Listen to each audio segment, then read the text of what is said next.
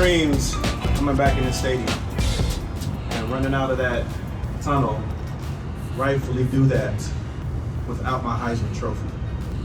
The NCAA has made a statement about me, accusing me of engaging in a pay-for-play arrangement, which is 100% not true. Not only is it not true, but there's no evidence to even support that claim. So this is a new accusation as far as I'm concerned.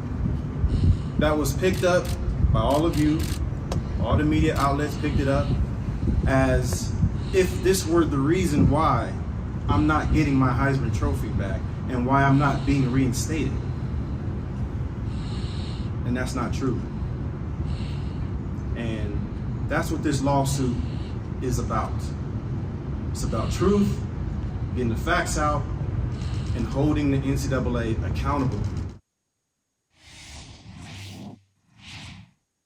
Well, there you have it. Holding the NCAA accountable. Welcome, guys, to Brother from Another. So happy to have Terrika Foster-Brasby with me here today. Hey, girl. How are you? I'm wonderful. How are you? I am well.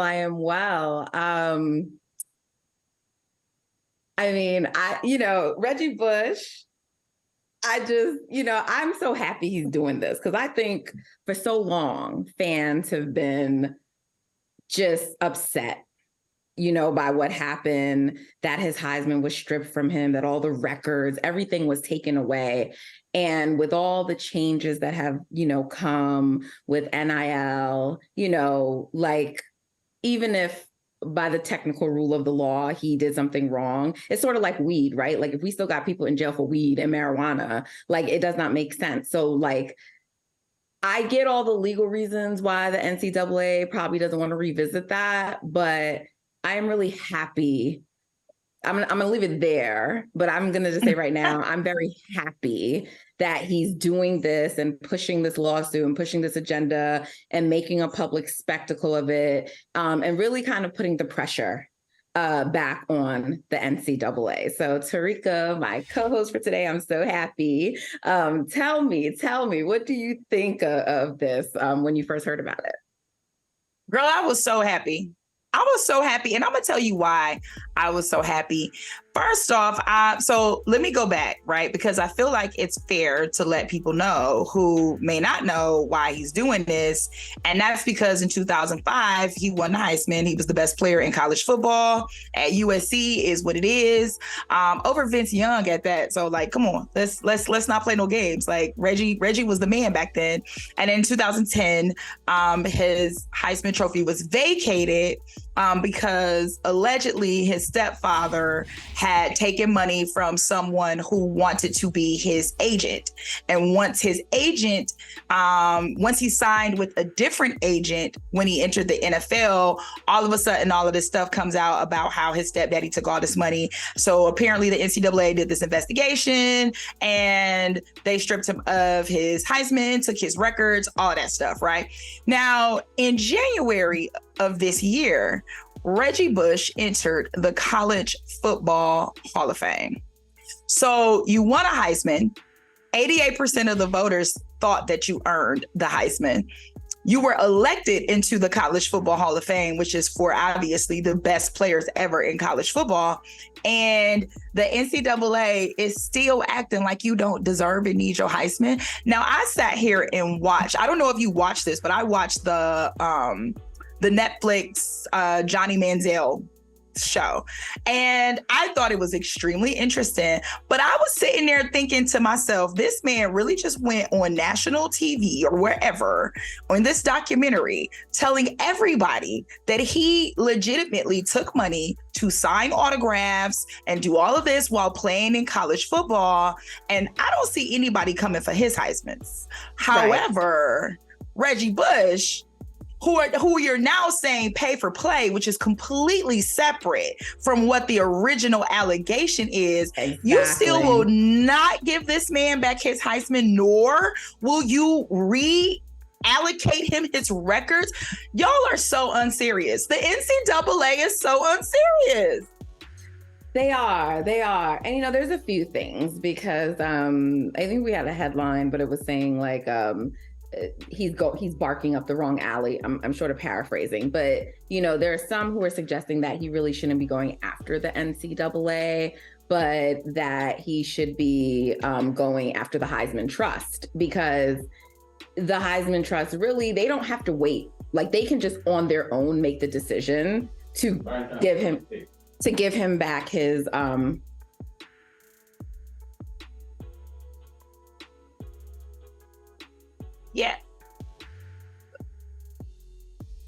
sorry, technical difficulties. So they can give him back his Heisman, and they don't need the NCAA to do that. So that was one theory. But the other thing why I'm saying like, it could be challenging is because defamation suits, as I'm sure you've heard before, Terrika, are very, very hard to win. This is like lawyer Natalie speaking. And I wasn't a defamation attorney. That's not my area of expertise. But it's very hard to prove, especially because one could still even argue that he's not really harmed, right? Like he's, in theory, had a successful career. He's still successful. But I don't know that he really is doing this for purposes of winning a defamation lawsuit. I think like he's probably doing it because he just wants his trophy back. And that's what he said. And I think this puts the pressure on the NCAA, also the Heisman Trust, right, to do that. And so, I am team Reggie. I want him to get back this Heisman. And I do want his good name cleared, as he said. I understand that because you're suggesting that he did something so nefarious. And it's like, come on, something that we all know goes on anyway in college sports, right? Something that we all know goes on in college sports. Yep. And I think what's crazy about that is that even the Heisman Trophy Trust has now put this back into the hands of the NCAA. And the reason that I say that is because they are basically saying you were not eligible to win a Heisman Trophy based upon what the NCAA has stipulated in terms of their sanctions, right? And so they have also said that there is absolutely a consideration of returning the Heisman once the records have been, the vacated records have been returned. So what you're doing is you're saying to the NCAA, all you got to do is do right by this man, and then we'll make the decision to go ahead and give him his trophy back. I think that's the part that really kills me, because how did we get here in the first place, right? It's because of NIL. The NCAA now allows students to capitalize and make money off their name, image, and likeness. And I ain't too old to remember when Reggie Bush used to be gracing the cover of NCAA. The little football, EA Sports, I remember all of that. I remember when Reggie Bush was the man around that time. And so all of these opportunities that he could have had to make money at that time, now students have the ability to do that.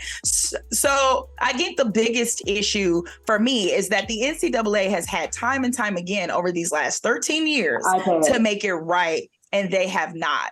So because of that, the best thing that they need to do is take advantage of the opportunity now. And if they can't do that, Reggie Bush continue to blast them, continue to put them out there. Even if you don't win the case, what you've done is you've brought attention to the situation, and you need to continue to bring attention to the situation. There's no proof. There's no evidence. Y'all are unserious. Yes. And you know what? Even if he doesn't win the case, and there's a good chance he may not, right? It doesn't matter, because like, to me, this is like a first step, right? So he can then still put the pressure on the Heisman Trust and still like put attention on them. So I think it's actually a good first step. So I disagree with the idea that he's going after the wrong entity. I like it. Go after the NCAA, call them out on their nonsense, put the pressure on him, and that'll all ultimately lead to pressure on any other bodies that have to weigh in on this decision. Because like, look, let me just put on my hat, right? Like if I was representing the NCAA, right? But they're also taking into account, but like, if we reverse this decision, what was the other fallout from the decision we made? Like, was anyone fired? Was there an impact? So if we reverse that, then they're dealing with all kinds of repercussions from all the other fallout that happened. So it's easier for them to just stand on this, this position, but they don't have to. Yes. And they should reverse. They should change course. Mm-hmm. So, well, I'll be interested to see what happens. Period. Okay. All right. So we cannot have Terrika up here and not talk about her Indianapolis Colts. Like, it's just the rule on Brother from Another. So I'm gonna let you rock, especially because it's only preseason. I did not appreciate Richardson taunting my Eagles. Yes, I'm an Eagles fan, but it's okay because it's just preseason. So I'm gonna let him have his little time. But he put on a show last night, Terrika. He really did. I am so proud of this kid, right? Like, I really love what I'm seeing out of Anthony Richardson. Now, obviously, it would look a little different, I'm sure, if the starters were starting for Philadelphia, which they were not, but it's all good. But I just think that what this kid is doing, I love what I see from him. Now, he's got some improving to do, of course. Like, overall, I feel like the Colts are headed in the right direction this time at the quarterback position. I mean, it's no secret that the Colts have made some extremely questionable, and I'm being nice by saying questionable, decisions at quarterback over the last 3 years. I mean, we went from crazy yesterday. August 24th made the 4-year anniversary of Andrew Luck retiring. And it popped up in my news feed yesterday, and I almost cried again. Like, I almost cried for a second time, because in my mind, I'm like, this is where everything went downhill, right here, this day, at this moment. So I think the Colts are finally making the right decision and going in the right direction at the quarterback position. So I watched yesterday's matchup against the Eagles. And when I think about it, the first thing that came to my head is just that these are two very different teams coming into this preseason game with two very different goals, right? Eagles coming off a Super Bowl appearance, solid team. They have the continuity. Your starters haven't played all season, all preseason. But for the Colts, it needed to really be a dress rehearsal. We needed to see what, this team was going to look like as far as how they were going to build chemistry. You needed to see what, new head coach Shane Steichen was going to present. You needed to see what A-Rich, which is what I'm calling him, I wanted to see what he needed to improve on. And there are still some things. Accuracy is one thing. He was 6 of 17 yesterday, had a couple of moments where he overthrew the receiver, one where he was nearly picked off, another one where the ball was in limbo. I don't even know where the hell the ball was going. I was like, hey, Rich, what are we doing here? But I think those are things that will also improve and get better the more you play, the more reps you get. So I wasn't really worried about that. What I really loved most, Nat, was seeing his physicality and his ability to move the football. There were a couple times that your pass rush was coming for him and he was all but dead in the water, and yet he was able to use his legs and his body to evade the pass rush. And for me, that is what really makes me continue to say he gives me this Lamar Jackson vibe with the Cam Newton body type swag. I like what I'm seeing out of him. Okay. Well, I like it. No one knows the Colts better than you, so I won't challenge you. But he ain't have to do all of that. Fly. He did. That was not necessary. He did. The only criticism that I would say so far is I want to see how they plan to use him more in the run game. I do get that, it's preseason, it's still early. You don't want to play your hand too soon. So I'm sure coach is like, I'm not going to give you all my goods. He rushed for 38 yards yesterday on 5 carries. So there's a real opportunity for him to be successful in the read option. However, it really is also going to depend on who's back there at running back. And right now, I don't know. Well, yeah. The Jonathan Taylor saga continues. So, I mean, look, we're just hearing reports about different teams who may be interested. I mean, I don't personally see, Terrika, how he can stay there. And they put this deadline on when the trade has to be done. So let's see if that is going to move the needle. But just with all of the comments that Irsay made, I just don't see how he can stay in Indy. So how are you going to feel about it, really, if he moves on? I don't know. We don't know if it's going to be the Dolphins. There have been reports about the Bears, but how are you going to feel, really, just if he moves on? What's crazy about the situation with the Dolphins is I'm surprised that the Dolphins are as interested as they are, because they had an opportunity to pick up Dalvin Cook when he was a free agent out of Minnesota. And they were like, $7 million. We don't want to pay $7 million a year. And that's eventually how he ended up going to their rival, the Jets. So if you were not willing to give up that for Dalvin Cook, who had a pretty decent season, a very good season, as a matter of fact, I'm a bit concerned as to how now you're looking to entertain Jonathan Taylor, who wants way more than $7 million a year. What he's asking for is somewhere between 12 and 14 million a year, as well as a contract extension. And what the Colts want in return is premium capital for that, or even more. So if you were too cheap to go after Dalvin, how now are you thou all of a sudden willing to spend your bread on Jonathan Taylor? And to be fair, I do believe Jonathan Taylor deserves his money. So I'm not at all saying he doesn't deserve his money, but I am saying I don't know if I believe you, Miami, when you say you're really interested, because I can't understand what would make Jonathan Taylor different than Dalvin Cook, considering Jonathan Taylor missed 6 games last year and didn't at all perform up to the standard that he did in his 2021 rushing leader season. He's coming off an ankle injury. He has surgery in the offseason. He ain't got a lot of leverage, right? So I'm just curious to understand what the difference is. Maybe it's age, because he's younger, so there's a lot more time left that he could have to develop. But I don't know what they're going to do. There's no way that they can keep him on this roster. Yeah, his injury history sort of complicates things, but I get the sense that the Dolphins don't think they have to pay that much for him and aren't planning to. And I don't think the Colts are going to get what they want either. So they don't know Jim Irsay if they think that, honey. Well, to be determined. But you know what? Let's go. We have company waiting, and we will be right back, guys. Stick with us.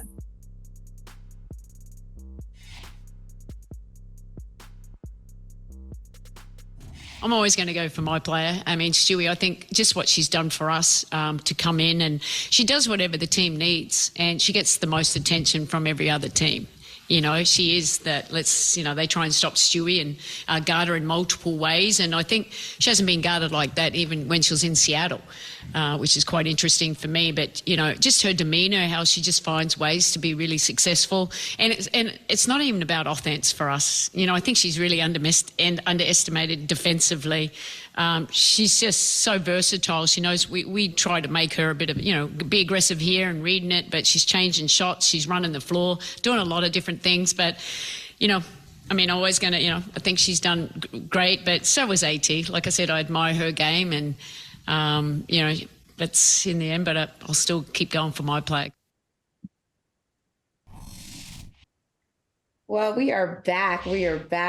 That was the Liberty's coach, and we are joined by Lauren, but she goes by Lo, so we're going to go by Lo. And I don't want to mispronounce your last name. How do I say it? Lo? Dreher. Okay, there you go. Lo Dreher. So welcome. She is a founding member of the committee. Big Lo in the building. And I just really want to plug the committee, because if you're unfamiliar, Lo does a lot. She's a contributor for the WNBA, but I have grown to become a big fan of her. And as someone who is a part of growing the game, we know Terrika is a part of that as well. But there's all kinds of creators and people who are coming up, and Lo is one of them. And she puts out great content. Her analysis is great. And I'm so excited to have you on. But, she's a founding member of the committee. And I keep saying this because they are just doing great things. If you're not tuned in, you need to get tapped in with the committee sports group. Follow them on WNBA Twitter. Follow them. They have so much great content, and she's one of the founders behind it. So thank you and welcome to the show. Hey, y'all. Thank you for having me. Hey. I definitely want to give a shout out to Lo, because I was just talking about you yesterday, because you were instrumental in helping your baby girl, one of your students, get to the basketball game. And the game that she made it to was the game where Asia dropped 53. Oh my gosh. Okay. The best teacher ever, period.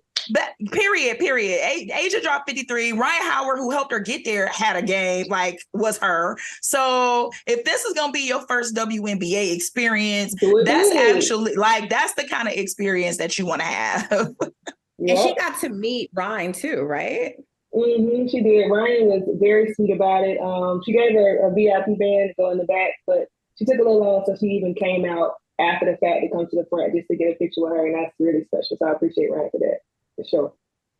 So on the ground, helping to grow the game. Thank you. We appreciate your efforts. So let's talk about this game that we love, because last night was a big night in the W. It was a big night in the W. Okay, so Terrika, like I was certain that the game was over. I thought that the Sun had this, and I'm gonna tell you, I stopped watching. I went to go do some other things. I was like, oh, they got this. And all of a sudden it was a game. So what happened? You were there, you covered the Connecticut Sun. Talk to me. What happened? How did this breakdown occur? I wish I could tell you. I was sitting courtside and I couldn't figure it out. I was so completely lost, but I'm gonna tell you, it was for a couple of things that were on the surface. Number one, you got to be smart you got to be very self-aware of where you are on the court, especially when you play in the Liberty. And there were a lot of miscues throughout the end of that game where Connecticut just wasn't making smart defensive plays. Number two, Stewie finally remembered she was Stewie in the fourth quarter.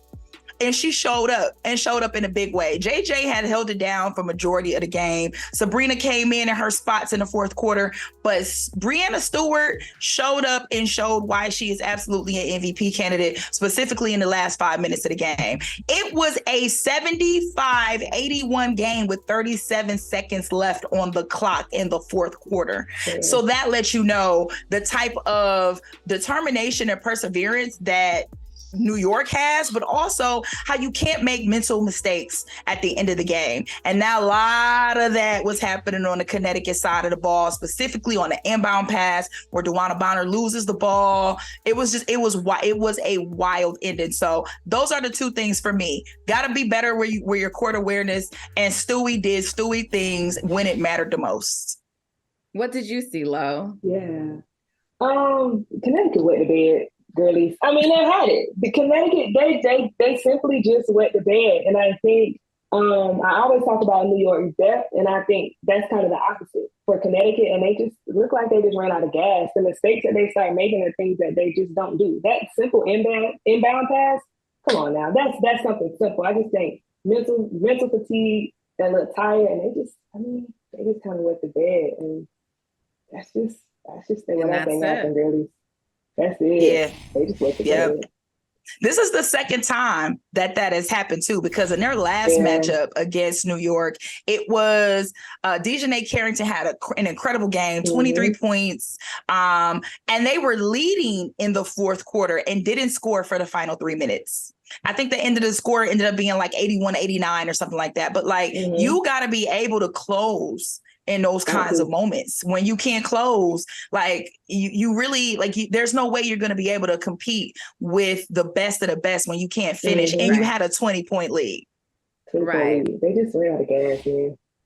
Well, there was a lot of buzz around this game, not just because it's like the two top teams in the East, but also because it was a battle of MVP candidates. And we heard, the coach weighing in before the game. And so Stewie did MVP things, as you mentioned, Terrika, but Alyssa Thomas also, even though the Sun did not get the win, she got another double-double and broke the WNBA record for single season double-doubles, right? So now she stands at the top, and I'm sure she's going to get some more before the season ends. So when you were last here, Terrika, you were asked a question about the MVP race. We asked you, who did you think was the leader? And we framed it around Asia and Stewie, but you made it a point to say, listen, don't forget Alyssa Thomas. But you at the time you thought Stewie was probably the front runner. What do you think now at this point? So to be clear, I said Stewie was the front runner between her and Asia at that moment. However, at that moment, because that was right after the Vegas's loss to New York, and Stewie ball. So that was what that was. But I have for at least the last 3 months, and even at the beginning of the season when I was making predictions, I have always been Team AT. And I know people are going to think I'm biased because I covered Connecticut, but honestly, it don't have nothing to do with that. It really has. If I had to list 1, 2, and 3 right now, I have AT, Asia, Stewie. That's my 3. Asia is incredible. I mean, there is absolutely nothing you can do to take away from what she does because she's incredible. The thing that puts AT over the top for me is simply because I don't know where this Connecticut team would be without her. And she's doing things that historically have never, ever been done in this league before. Regardless of who you think your favorite player is, regardless of who you love back in the day, whether it was Coop, whether it was Swoops, whether it was Sylvia Fowles, whoever it was, nobody has ever recorded 24 double-doubles in a season. No one has ever had as many triple-doubles as she has. No one has ever done several other things in Connecticut history that she's ever done. I think that New York and Las Vegas, maybe not 1 and 2, but would still very much be contenders or playoff contenders without their MVP standouts. I don't think Connecticut's in the top 8 without AT. That's what does it for me. Now, to be fair, I'm also changing my mind from week to week because they keep playing so damn good. But right now for me, AT, Asia, Stewie. What about you, Lo? Where do you stand on the MVP race? Asia, Diane, Wilson. 1, 2, 3. Period. That's my race. But like she said, I feel like all three of them are doing so much. So it's literally like you said, every other day. It's like, ooh, it's Asia. Ooh, it's Stewie. Ooh, it's AT. Like, you really don't know. Like, this thing really switches up day to day to day. And I feel like every one of them has done things this season that's like, you deserve MVP, you deserve MVP, you deserve MVP. Like, it's a really tough decision. And like, I really think it switches day to day. I think I'm glad I don't have to vote, baby, because I don't want no parts of making that decision. It's every day it's just something different. I feel like all three are carrying their teams. I feel like it's interesting because Stewie and Asia positions have kind of swapped. I feel like in the beginning, Stewie was kind of carrying the girls, like they weren't together yet. And Asia was still doing her thing, but her team was a little more, well-rounded. They still are, but it is a little different, right? Now I feel like they completely swapped. I feel like Stewie's team is now, they turning it up. As a whole, they are hooping. And the Aces have been real widely as of late. So I think so I think that's very interesting. But all three, I'm glad I'm going to vote. For real. It's hard.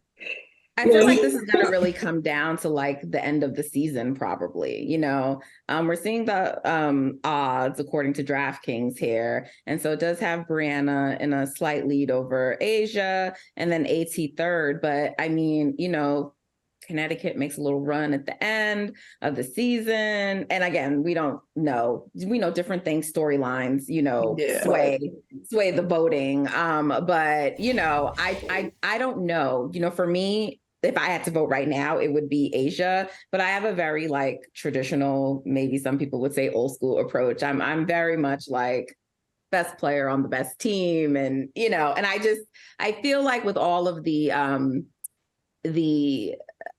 just everything that the Aces are doing this season, right? Like last night, they just 30 wins, most in WNBA history for the win record. And Asia 53-point game, right? Tied Liz Cambage's record. And not just that, but I mean, she's also a dual threat. And Stewie is all of them really, but she's a candidate for Defensive Player of the Year.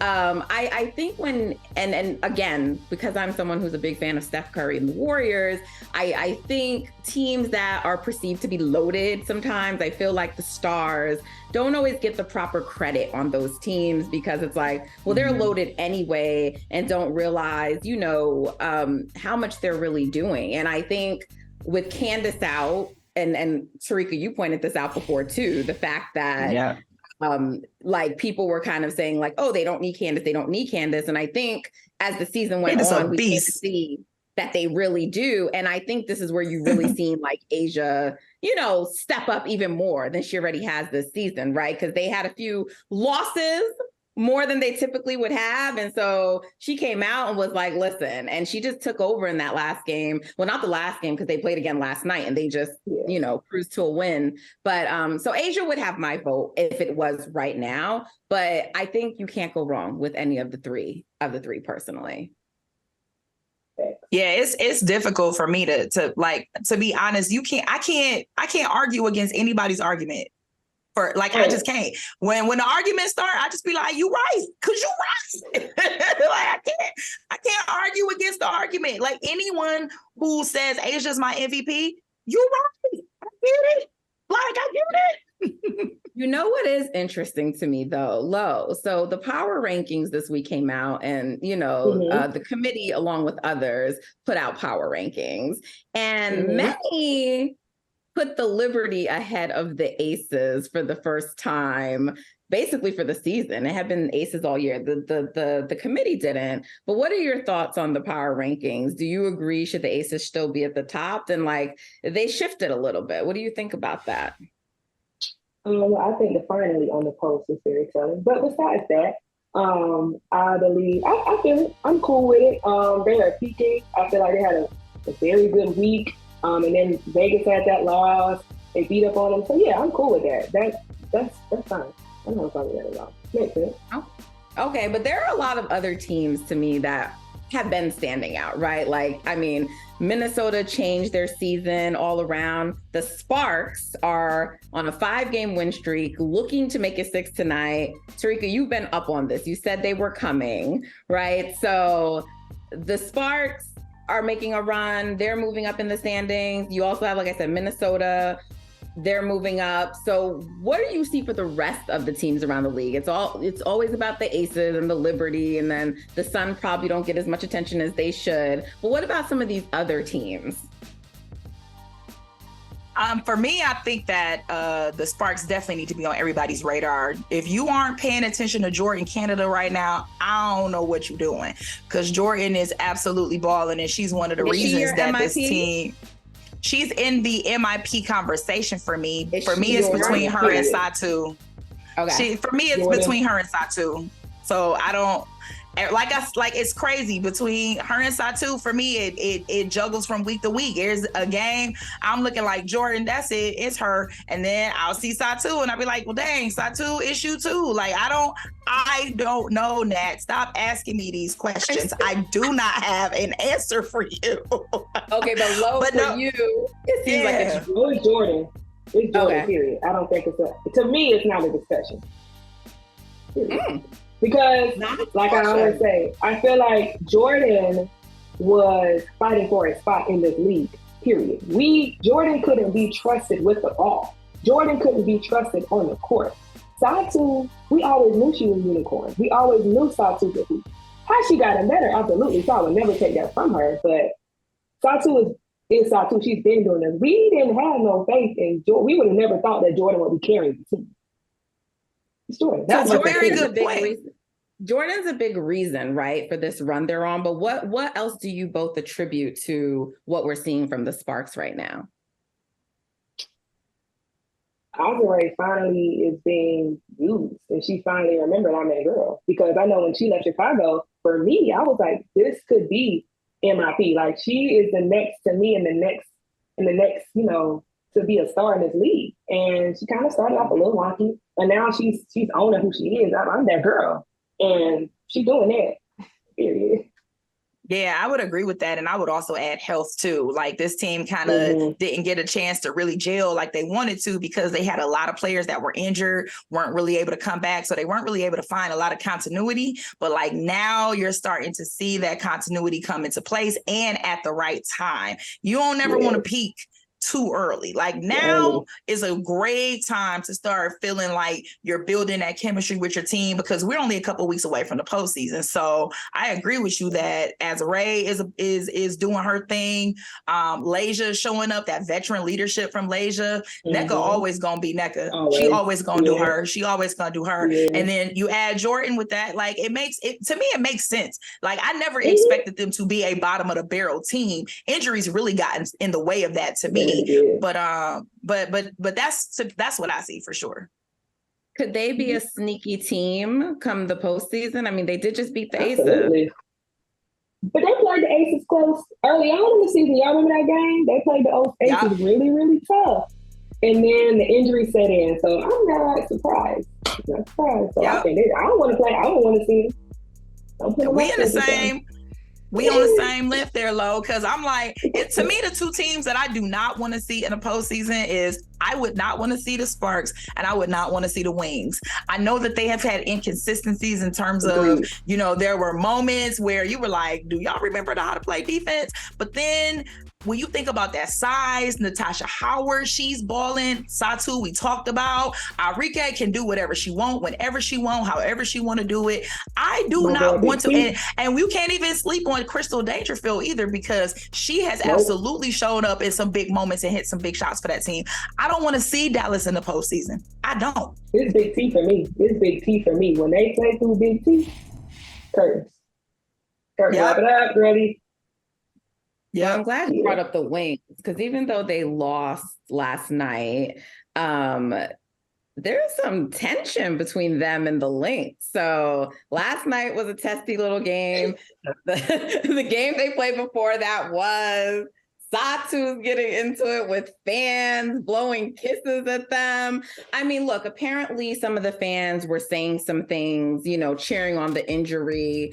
So, she spoke out about it. She tweeted, she said it was disgusting. But, the coach spoke out about it. Like, they basically were like, no, we don't condone this. Nafisa spoke out about it. So it's not like anyone was like, encouraging this. The fans were kicked out, but it made for great TV, and it also made for a really good game last night. I'm actually very impressed with the Lynx. I just think the way that they turned around their season is crazy. So what do you guys think about the Lynx chances in the postseason? And Jess, you already said you don't want to see Dallas, but what do you think about what do you think about the Lynx?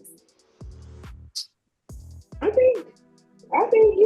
think they're doing their thing. I know they do have these 2 wins. I would still rather see many than Dallas, because I feel like you can get them on one of those nights that they might be a little off. But Cheryl can coach. They can tell you what they like. Cheryl is a phenomenal coach, period. And she got them working. She got them together. She got them playing hard. I think the emergence of Lindsay Allen, a very good point guard, pushes you a lot.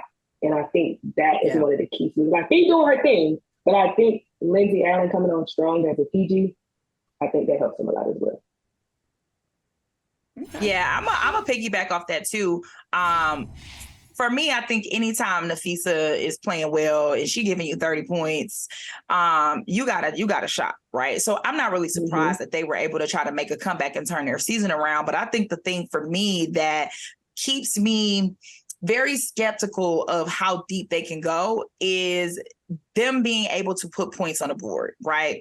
Offensively, they have had moments where the only person scoring was Nafisa, and you can't do that. Like when you play in a team, like if they are now, I want to say they may be 6 seed or 7 seed. If you're going to have to go up against a Vegas or New York in the first round, you're going to have to outscore them, because you're not going to stop them.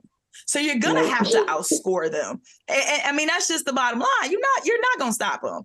But if Kayla McBride is on point and they get some additional assistance from Diamond Miller and Lindsay Allen, who you pointed out, like if you're starting, Dorka Yuha sometimes has amazing opportunities to put some points up when she takes advantage of them. If you can outscore them, then yeah, you got a shot. But their offense goes stagnant sometimes, and that's the biggest concern for me. Okay. All right. Well, I'm excited. You guys know much more than me when it comes to the WNBA, but I'm just going to be candid. I love the super team storyline, and I want to see Aces versus Liberty in the finals. That's what I want to see. But shout out to all the other teams and all the other women, because they're so great. But I just think it makes for like, and I know the games haven't been particularly close, so that seems a little odd, but I just think in a postseason final setting, and I'm hoping that Candace is back, like, I just think it'll be a great matchup, especially because things seem to be clicking for the Liberty right now. So that's what I want to see. I know you probably want to see the Sun, Terrika, so don't kill me. I mean, listen, I want to work, so I mean, it helps me out. Good point. Lo, before we let you go, I just LSU put out their non-conference schedule. Just curious about any thoughts on that? The reaction was sort of mixed on Twitter, so I'm curious what you thought about it. I'm disappointed. I think they'll still be a good team because they got one of the best rosters in the country. They are deep. Them girlies, they got a squad, and I think that's why my frustration comes because I like hoops. I want to see y'all up against the best other girlies in the country. You know what I mean? I want to see something, and I'm trying to go to every SEC venue where I'm gonna pick. You know, I want to see them play the best players because they got the team too. We want to see. You know what I mean? And I know we got SEC players, so that's an SEC stat this year. But come on now, we deserve the UConn LSU matchup. I don't care. We deserve it. We deserve it. Y'all, those are my top two going into the season. And we didn't get to see them. All right. Well, we'll see what happens. Lo, thank you so much. Brother from another debut. We loved you. You will definitely be back with us. Take care. So much. Have a great weekend. Are you the best point guard ever? Yes. I have to, yes. It's me and Magic. That's the conversation. Yeah. Magic's resume is ridiculous. All right. So the fact that we're even having that conversation is it's a place I never thought I'd be in. But the fact that, to your point of how you grade it and the whole conversation, that's why we have the conversations, because it's fun and it's measuring errors against each other, and I love that's what basketball, that's what sports is all about. That's why people watch. That's why people get in heated debates about it. I love it. So you put me on my own team, I'm gonna rep myself for sure. Yeah, I agree. People love these best, greatest, GOAT conversations. They make for great debate. They get NBA Twitter all heated, and so that's my fave, Steph Curry. Saying that he's the best point guard to ever play in the NBA over my other fave, Magic Johnson. So for me, it's woo. But I don't personally, Terrika, have Steph Curry above Magic yet. For me. And they're look, older heads will be excuse me, hello, Oscar Robinson. So people will have opinions about other players that should even be in this conversation. But I think Magic Johnson is sort of universally accepted for most as the best point guard to ever play in the NBA. He is my favorite player of all time. And I never thought anyone could capture my heart from him until Stephen Curry came. And he hasn't taken it, but they share it, But I do think Steph Curry will retire being considered higher than Magic, or it will be a true debate. And I don't think it will be as contentious. And for me, it's just, I just think his impact on the game, he revolutionized the game. I do actually think he's a more skilled player than Magic Johnson. That will be up for debate with people. The fact that he is a 6'3" point guard doing what he does, to me, people look at that as a knock. I look at that as the fact that he's in this conversation with all these taller, bigger guys just is only a testament to his greatness. And so to me, it's just resume building. I don't see how you can look at Magic's resume and say that Steph surpasses it yet, but Steph is still playing. And so I think when all said is done, he will surpass Magic. But right now it's a fun conversation to have. And I know MJ weighed in on it. So I'm curious what you think. Yeah. When MJ gets in on the conversation, that's how you know it's a good one, right? But I agree with you in terms of Magic Johnson being the greatest point guard. I'm not ready to put Steph in, he's number, I don't even want to say what number he is, because if we really be honest, I'm a Pistons fan, so Isaiah Thomas is always going to be in the conversation for me. So that just kind of is what it is. Right. But what I will say is I think it's important to understand when we're having these conversations that this is a different era in basketball in terms of what positions are even expected to do. The point guard position when Magic Johnson was playing versus what the point guard position has evolved to now is not even the same. So the expectation's the same. The expectations are not the same. We're more into this positionless basketball era where you've got guys like, Nikola Jokic, Nikola Jokic. My man's in Dallas. His name is escaping me at the moment. Luka Doncic, right? You know what I mean? So it's just like with his ability to, kill you from the point guard position, and as well as beat you in the post, right? So there's so many different things that positions are required to do now that was very different when you look at how Magic was a facilitator, when you looked at like just so many different things about his game. It's just different than what point guards are expected to do now. So I think you have to take that into consideration when we're having these GOAT conversations. But Magic Johnson, for sure, for me, would be the number one, and Isaiah Thomas would be number two, just off pure principle. Well, there you have it. All right, let's get back. I hear some track results are in, so let's talk a little track and field before we go. We will be right back. Oh my goodness. Y'all know I'm happy because Jamaica. Shericka Jackson has won the 200 meters in the second fastest time in history with a championship record of 21.41.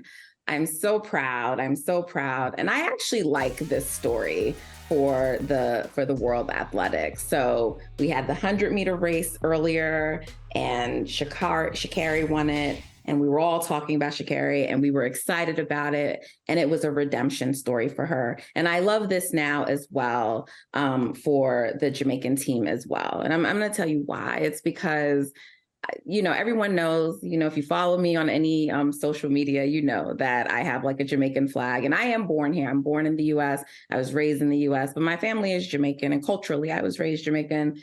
And if you meet anyone who's usually of Jamaican ancestry, we're very proud. We're very proud of our lineage and where we come from. So yes, I'm proud about it. And I will tell you, I'm rooting for Jamaica first, but I'm also happy about the fact that I get to root for the US and I get to root for Jamaica. And so they're just it's been a few years now, but this like Jamaica US rivalry, and I love rivalries, so I'm all for it. Mm-hmm. But I don't love when the rivalries go to wars over like putting down the countries and things like that. And so there was sort of some bad blood. And I don't know if it's really bad blood between the athletes, or if it's bad blood just among the fans of the athletes. But, when Sha'Carri won, there was a lot of like, oh, the Jamaicans are quiet now and blah, blah, blah, blah, blah. And I just want to say that, I don't think that's necessary. And I don't think we need to revise history. I think we can sit back and applaud the growth that Sha'Carri has made, right? And we can do that without erasing the Jamaicans. She should be celebrated for what she's doing, because she's doing great things and she's so young. So if this keeps up, she's on a path to be great. But let's not erase Shelly-Ann Fraser-Pryce and what she has done in track and field. Like when we talk about the GOATs of sprinters, her name has to be there, right? And we cannot overlook the domination that she has had. And let's not overlook other up and coming people like Shericka, who just won the 200 meters. So I'm sorry that was long-winded, but I am so proud because we have a US winner in the 100. We have a Jamaican winner in the 200 meters. I get to celebrate both. And I think that's a great thing. It's an amazing thing. And on top of that, we are all Black women of color who, while representing different countries, are all representing people everywhere who aspire to look like us and who aspire to do what we do, right? Anytime there are Black women doing amazing things, I don't really care what your nationality is. There are so many people across the world who don't want to see people of color be successful that we have to stick together in those moments. So it's awesome to have cultural pride in where you come from and to celebrate those wins. But I really feel like it's a win for all of us. Anytime I see someone, whether they are from the West Indies, whether they are African, whether they are American, African-American, I love to see Black girls win. So y'all all share. But wait, Nat, we can't end the show without you giving me some patois. What we doing? Have you been on this show the whole time and never given us patois? What? No, not really, but big up my girl. Big up Shericka. Can't say too much, they won't understand me. they will understand. I love it. I love it. I love it. That's that right there. We got to tap into that. We need some, because there are moments where things happen in sports, and the best way to describe it is the only way that you can say it is in patois. Listen, it comes out when I'm talking to other Jamaicans, but when I'm here, I'm just proper. I have to do proper English, so, but I'm so proud. Shout out to all the Black women representing, setting all kinds of records in track and field right now. I mean, we are seeing the best of the best, and the game is in a great place right now. Agreed. Y'all, thanks for Flojo is smiling. Oh, Flojo, the goat. She's smiling. Terrika, thank you for joining me today. Thank you for having me. This was so much fun. Have a great weekend, y'all. Hey, thank you for watching Brother from Another. If you haven't hit that subscribe button, go ahead and do that now. Don't forget, you can catch us 3 to 4 weekdays on PeacockTV.com and on Sirius XM Channel 85.